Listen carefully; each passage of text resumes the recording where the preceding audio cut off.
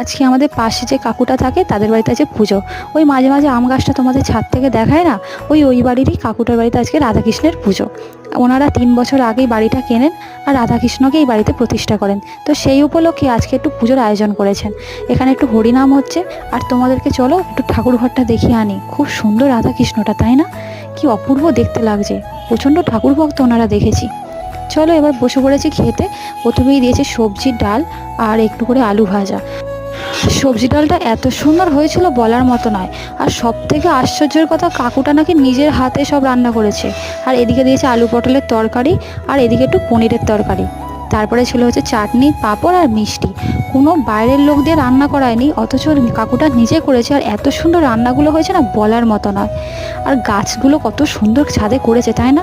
বেশ ভালো লাগছে কিন্তু। চলো ভিডিওটা এই পর্যন্তই। ভালো লাগলে লাইক করো। রাধে রাধে, সবাই ভালো থেকো, সুস্থ থেকো।